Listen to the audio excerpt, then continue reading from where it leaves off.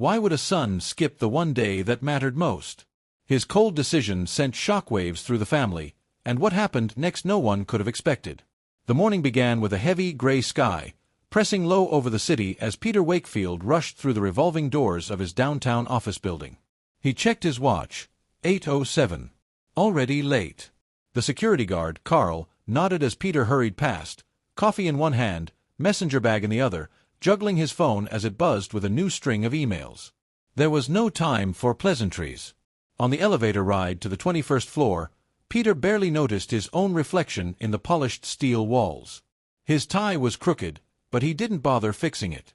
His thoughts were already racing through his calendar. Back-to-back meetings, 3 deadlines, and an investor lunch that could determine the next year of his career. The world outside was a blur of glass and traffic.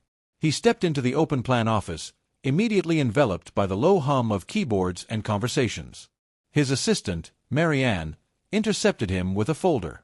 "Legal wants your signature on these before noon.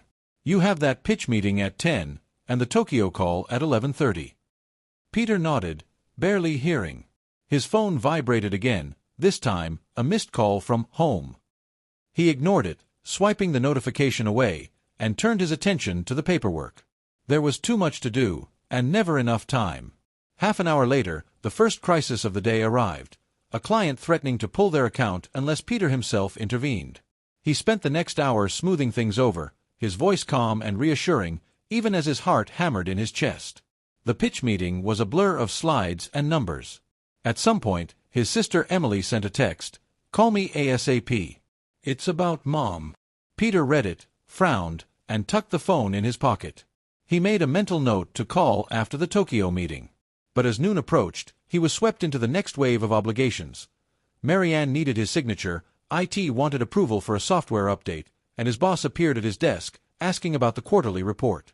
Lunch came and went, a soggy sandwich eaten over emails. Outside, rain splattered the windows, streaking the city in gray.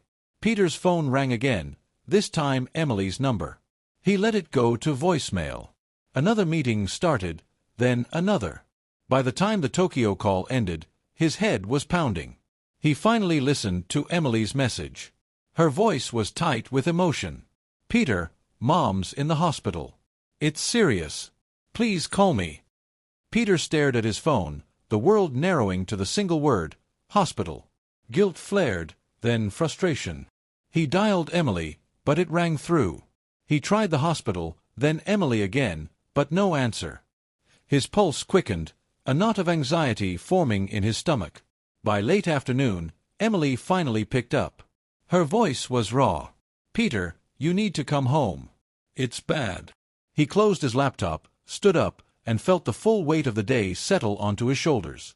There was no plan for this, no way to fit it into his schedule. His life in the city was a chain of obligations, urgent, inescapable. But now, something far more personal, far more final, demanded his attention. Peter looked out the window at the city below, the rain falling harder now, traffic crawling through the slick streets. He realized how long it had been since he'd seen his mother, since he'd called just to check in, since he'd been anything other than busy. His phone buzzed once more, a calendar reminder flashing, investor dinner, tonight 7 p.m. He hesitated, torn between two worlds, the one he'd built for himself, and the one that was slipping away. For a moment, Peter stood motionless at his desk, the noise of the office fading into the background. Somewhere, beneath the endless responsibilities and urgent emails, something deeper stirred, a memory of home, of childhood, of a mother's gentle touch. But outside, the city kept moving, relentless and indifferent, as Peter faced a decision that would shape not just his day, but everything that followed. Peter stepped out of the office into a sheet of cold rain, his thoughts spinning, shoes splashing through puddles on the sidewalk.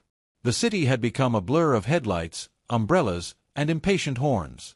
He pulled his coat tighter and started toward the parking garage, fumbling with his phone to check train times back to his hometown. There were no easy connections. Every route meant missed meetings, angry clients, and rearranged schedules. He hesitated at the curb, heart pounding with indecision. His phone rang. Mary Ann again. "Peter, the investor dinner's confirmed for 7 at the Leeward Club. I emailed the talking points and confirmed your reservation." Peter's mind was elsewhere. "Thanks, Mary Ann. Can you move my afternoon calls to tomorrow? Something's come up. He hung up before she could answer and dialed Emily again. This time she picked up, voice hoarse from crying. She's stable, but it's not good. They're running more tests. You should be here, Peter. I can't do this alone. Peter pressed his free hand against his forehead, the city swirling around him. I'll try to get there tonight. I have the investor dinner, but maybe after. Emily was silent for a moment. Don't wait too long. A cab splashed to a stop beside him. Peter climbed in, barely noticing the driver's cheerful greeting. Union Station, he said, but even as the words left his mouth, doubt gnawed at him. He scrolled through his calendar again, watching as every possible train meant canceling something crucial. A call, a meeting, the dinner his boss had called career-defining. He closed his eyes, trying to imagine how he could be in two places at once. At Union Station, the crowds bustled, announcements echoing off the marble walls. Peter bought a ticket for the next train, but as he paced the platform, he checked his watch again and again. The train was delayed by 30 minutes, then 45. His phone buzzed. Marianne had sent another email. Investors have arrived early. They're asking for you. Then his boss's number flashed on the screen. Peter hesitated, torn. The platform felt claustrophobic. Another message from Emily arrived, this one just 2 words. She's sleeping. He left the line and stepped outside, rain pelting his face as he considered his options. Across the street, he saw a group of people huddled under the awning of a cafe, laughing over coffee. Peter remembered his mother's kitchen, the smell of baking bread, the warmth of home. But that life seemed distant, almost unreal, compared to the relentless urgency of his present. With a deep breath, he dialed his boss. I'm coming back. I'll make the dinner. His mother's hospital room was miles away, but the city and his career were right here. He told himself he would go tomorrow, that there would be time. He repeated the words like a prayer as he rode the cab back to his office, the ticket to his hometown crumpled in his pocket. Back at his desk, Peter forced himself into work mode. He reviewed reports, adjusted slides, answered emails, all while trying to ignore the hollow ache in his chest. The world outside the windows had grown dark, the city lights flickering on, reflections rippling in the wet streets. By the time he arrived at the Leeward Club, the room was crowded with voices and clinking glasses. The investors greeted him with firm handshakes and eager questions. Peter smiled, nodded, told stories of growth and success, but every so often, his thoughts drifted to a quiet hospital room and a sister waiting by their mother's side. After the dinner, he found himself standing alone on the sidewalk, the city pulsing around him. He stared at his phone, thumb hovering over Emily's number, then let his hand drop. He told himself again, tomorrow. But that night, as he lay in his apartment, the rain still drumming against the glass, Peter couldn't shake the feeling that time, once so abundant, was suddenly slipping through his fingers. Peter's alarm blared at 6, slicing through his restless sleep. He blinked into the gray light of morning, the city's drone humming through the thin apartment walls. His suit jacket from the night before hung askew over a chair. His phone, face down on the nightstand, vibrated with new notifications. He reached for it, thumbing through emails from overseas clients and a missed call from Emily at 2:13 a.m. A pit formed in his stomach, but he told himself it was just exhaustion. He showered quickly, dressed, and forced down black coffee and burnt toast. As he collected his things, he hesitated, keys in one hand, his suitcase in the other. The train schedule was still open on his laptop. If he left now, he could make the 7:10 and be home by noon. But then there was a ping. Marianne had forwarded an urgent request from legal. Client files needed a last-minute revision, and the office expected him by 8 for a crisis meeting. Peter texted Emily. Leaving soon. Anything urgent overnight? No response. He stared at the blinking cursor, anxiety twisting inside him. He called her, but it rang until voicemail. The taxi ride to the office was clogged with traffic and the tension of unfinished business. In the boardroom, Peter found the team already gathered, faces tight with worry. The Parker account is threatening to walk, his boss said without preamble. We need you, Peter. You're the only one who can fix this. He plunged into negotiations, his mind racing between contracts, spreadsheets, and the image of his mother's thin, weathered hands.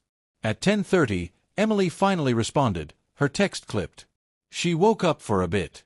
Asked about you. I told her you were coming. Peter's chest tightened. He typed, "On my way as soon as I can." The meeting dragged past noon, then 2.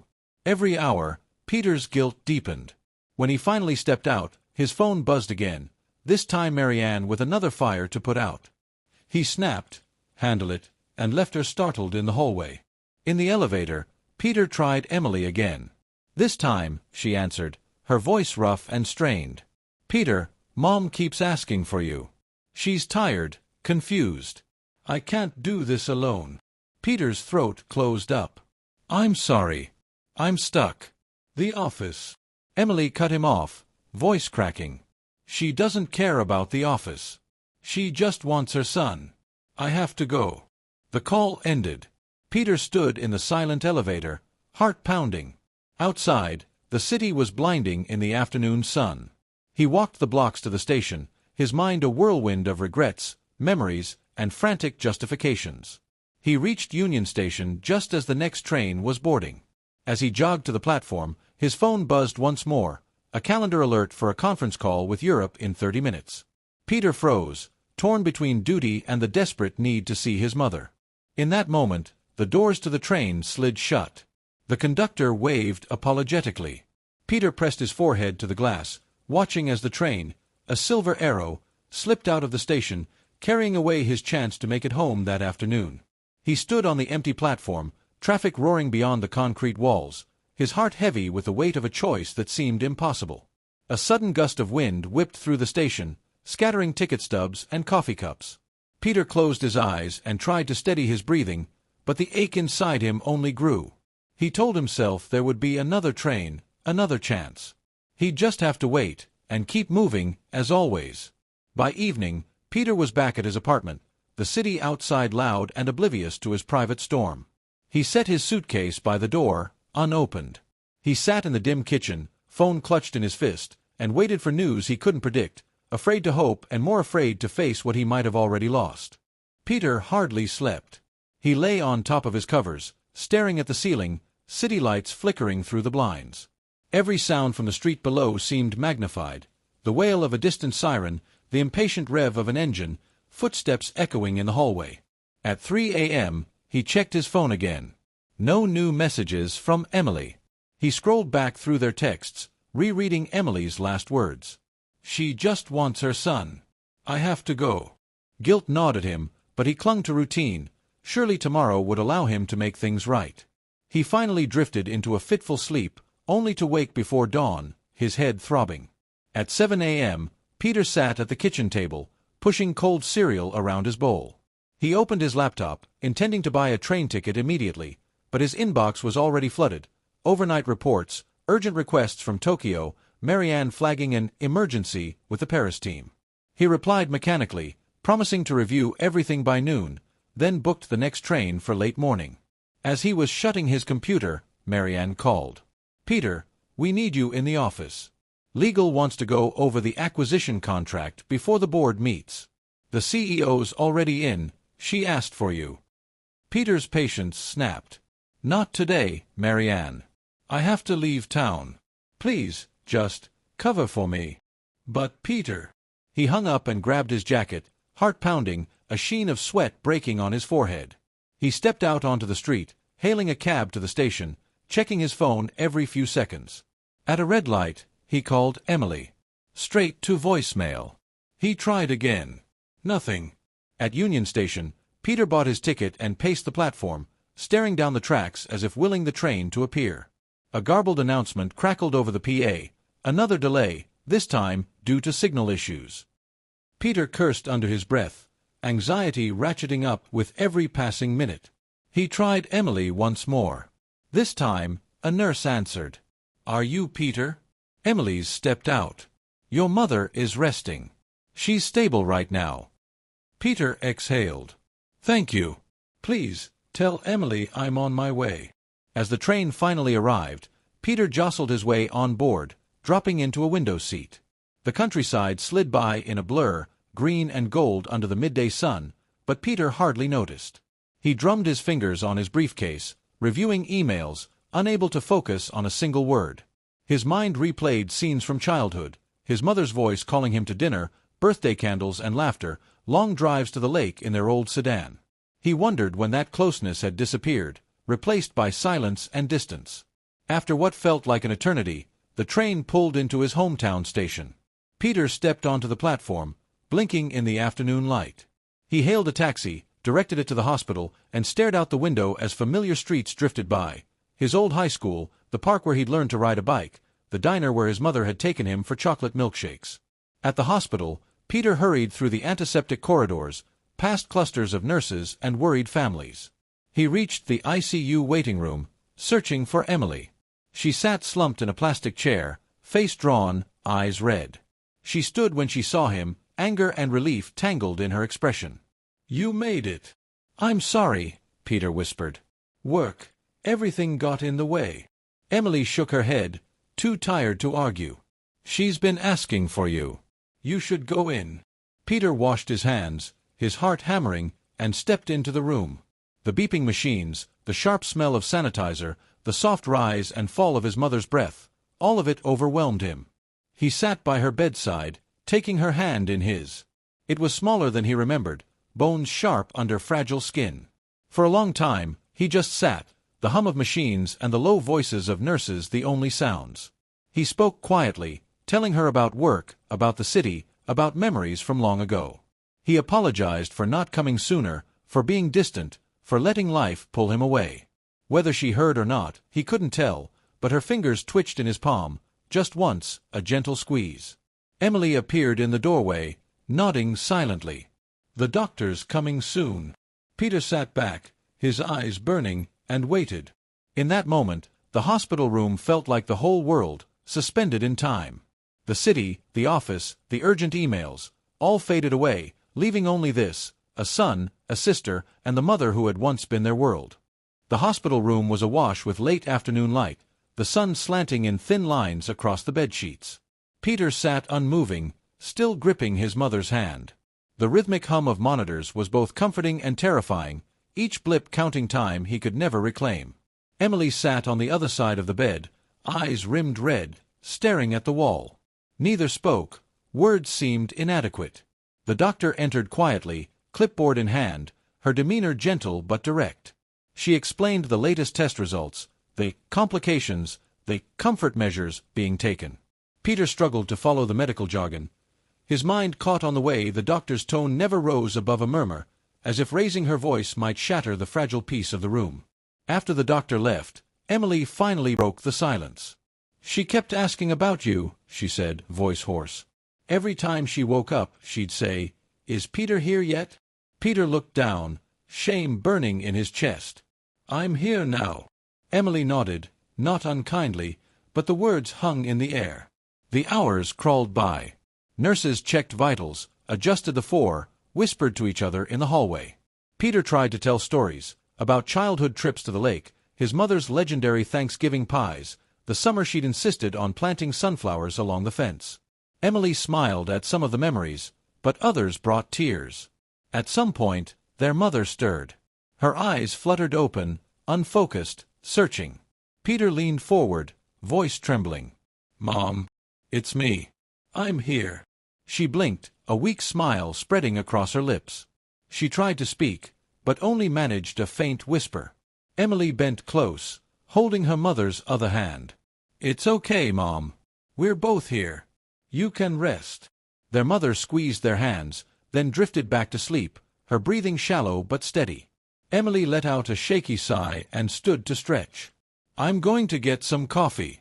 You want anything?" Peter shook his head, eyes glued to their mother's face. Left alone, he studied every detail, the curl of her hair against the pillow, the faint age spots on her skin, the gentle rise and fall of her chest. His mind reeled with things unsaid, questions never asked, apologies that would never be enough.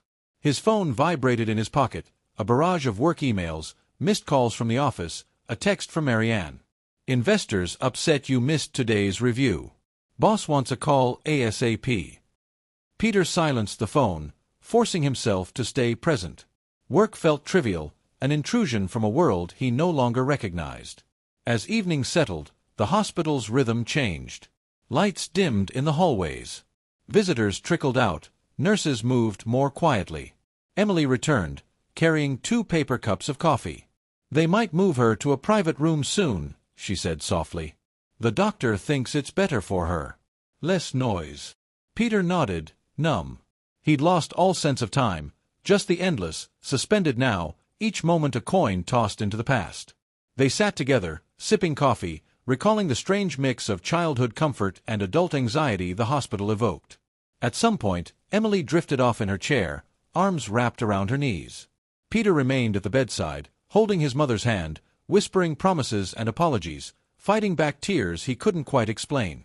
Night came slowly, filling the room with shadows. The hospital, so busy during the day, felt almost sacred in its silence.